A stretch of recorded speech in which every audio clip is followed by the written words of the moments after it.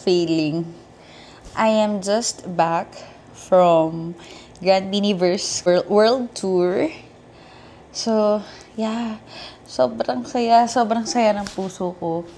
I mean, walang mapaglagay yung saya ng puso ko dahil nakita ko in person ang BINI, ang OTA. Sino makakahula kung sinong bias ko?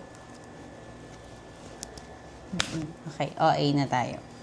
So, yeah. Diba, from morning na nagbiyahe kami, up to this time, anong oras na ba? It's 11 p.m. And ate ko, tingnan mo naman ang makeup ni ate. Lumalaban. Dazzle Me. Skin tint. My lip tint is also Dazzle Me. Spray ako para magstay yung makeup. Diba, kabog pa din ate. Sige. Okay, tama na. Ayun, sobrang saya ng experience na makita mo in person na nagpa-perform sila yung idol mo. Well, actually, ngayon lang ako naka-attend kasi ng concert. As in, first ever kung na-attendan na concert to. So, sobrang natatakot ako saan pupunta, ganyan. And takot ako mag-approach ng tao. Pero, ang babait ng mga blooms. Sobrang bait ng mga blooms. Ganyan kami mga blooms. wala mapaglagyan talaga yung saya ko ngayon.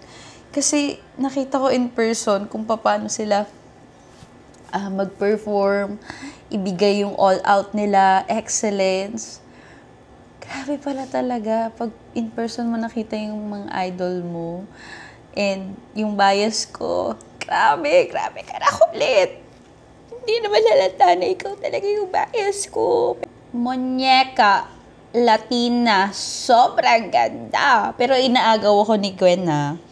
I love her facial expressions while dancing. Talagang, ate ko, pag nasa stage na talaga siya, totoo talaga ang claims. Totoo ang claims kapag nasa stage na siya. Ate, parang mamaw na siya, ate. Sobrang grabe din siya mag-perform. Pero, bumabalik pa din ako kay Colette. Grabe silang lahat. So, ayun, just to share my experience for my first ever na inattendan. Bolol.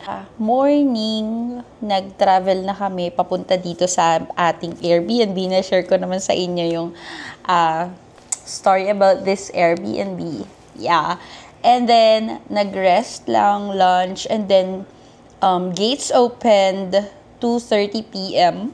Feeling ko kasi hindi na ako talaga makakapila dan sa mga merch. So, merong mga nag-o-offer ng mga blooms ng pasabay ng mga merch. So, yeah, nagpasabay ako kay Ate Doreen. If I still remember. Basta ilalagay ko dito yung Facebook page niya. Yun. Sa mga concerts, nagpapasabay din siya ng mga merch. Minute ko siya before ako pumasok sa Philippine Arena. So, yun, pila and all. And, ang galing ka mo nung tinatatak something dito. Wala, diba? Pero meron silang tinatapat na ilaw. Hindi ko alam kung ano tawag doon. Tapos, makikita yung tatak. Pero ito, wala. Pero, ayun, ganun pala siya. Tapos, hinanap ko yung seat ko. Sakto, doon sa pinasukan kong door is, doon na pala mismo yung lower backs B, regular, 216, sakto, doon talaga, pag-akyat ko, and then, sobrang sakto. Thank you, Lord, hindi mo ako pinahirapan. Kasi, sobrang clueless pa ako sa mga mangyayari.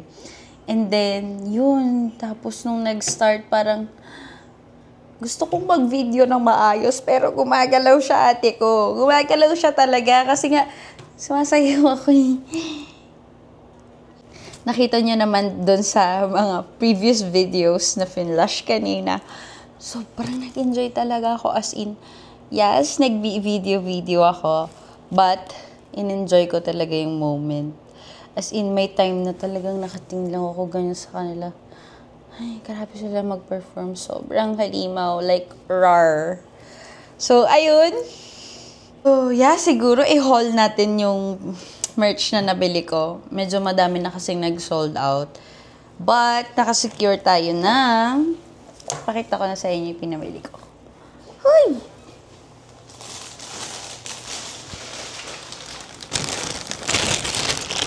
Tapos pala, if I may add, sa mismo mga concert pala, nagbibigay ng mga ganito, mga pamphlets, mga headbands, and all, yung mga, mga fans. Like, yung Blooms nga, nagbibigay ng ganon. Tapos, nung paglabas ko, nagkaroon ako ng ganito. Sobrang ganda. Sobrang ganda talaga ni Colette. Sobrang nakaka-inlove. Parang magka-face kami. Charot, joke lang. Feeling. So, ayun na nga. Ipakita na natin yung mga merch na napamili ko. Pinasabay ko kay ate. So, first is itong shirt. So, I choose the size large kasi parang these days, nahihilig na ako sa malaking mga shirts. Oh, dear, look at merch. Next is this one.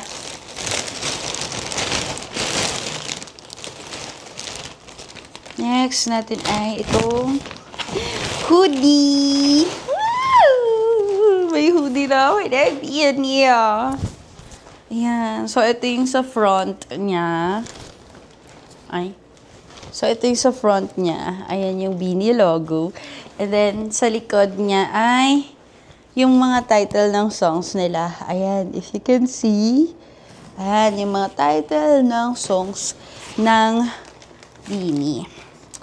So, ayun. Siguro to sum up my experience in Grand Beanieverse. Sobrang na-amaze lang talaga ako. So, ayun lang. Thank you for watching my journey in my first ever concert. Paulit-ulit ka nang sinasabi. Pero yun nga, kasi talaga ito yung first ever concert ko. Huwag ka nang magalit dyan. Uy. So, thank you so much again for watching our video for today. Sana hindi ka magsawa na manood pa ng mga next pa nating mga videos. So, isa lang naman ang request ko every time mag-e-end ang ating video. Please like, share, and subscribe to our YouTube channel and click the notification bell below para updated ka pa sa ating mga next videos pa na darating. Dahil marami pa yan. Abangan mo. Kasi I'm loving it. Thank you so much and God bless you all! So yeah, fit check muna tayo. Beanie hat. And then my necktie. And this is my whole getup. Yeah! And this is my shoe. First time ko siyang ginamit. Nakalimutan ko na may ganun akong shoes. Pero, yeah, that's my fit check.